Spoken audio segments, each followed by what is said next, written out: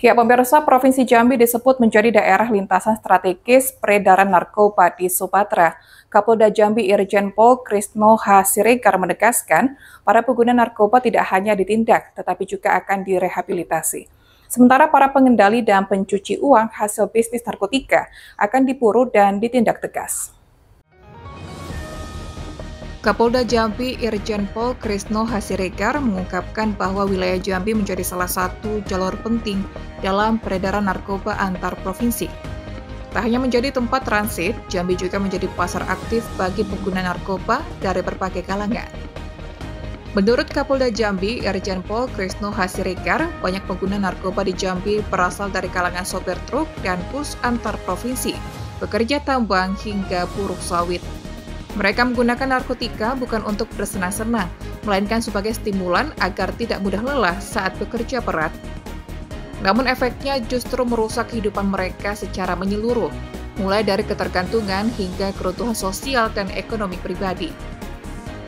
Kapolda menegaskan bahwa pendekatan penanganan narkoba kini tidak semata-mata represif. Ia memerintahkan Direktorat Reserse Narkoba Polda Jambi untuk memfokuskan rehabilitasi bagi para pengguna, serta menelusuri jaringan besar yang mengendalikan distribusi narkotika. Kapolda Jambi menyebut, pemberantasan narkoba tak boleh berhenti pada penangkapan pengguna dan bandar kecil saja.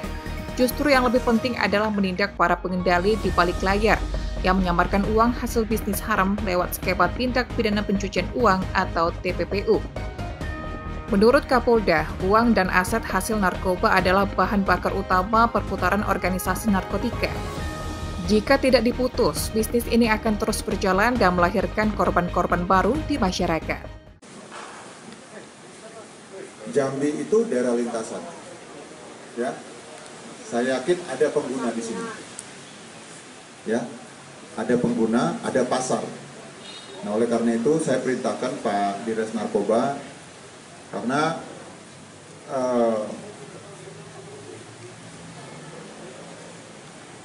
sopir itu juga pakai. Itu terbukti ketika saya melakukan kunjungan ke Polres Bungo, ya, waktu PSU, dan itu sangat membahayakan, ya, baik itu supir pengangkut logistik maupun supir bis, ya, itu datanya ada.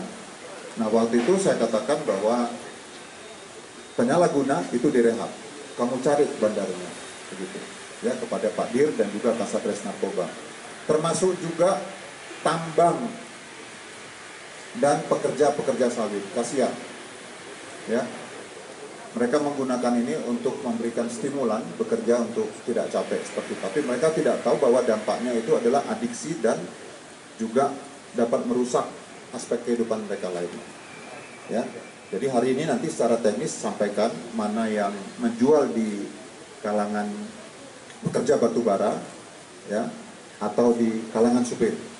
Tapi saya perintahkan bahwa ini tidak berhenti di sini, ya, tidak berhenti di sini karena itu hilirnya, hulunya itu memang harus ditemukan siapa bandarnya, dan yang level paling tinggi namanya pengendali, mastermind, ya, dan caranya itu adalah lewat TPPU, ya, karena uang maupun aset-aset yang disembunyikan oleh para bandar itu adalah darah dalam satu organisasi mereka, ya. Organized transnational crime itu adalah darah, ya.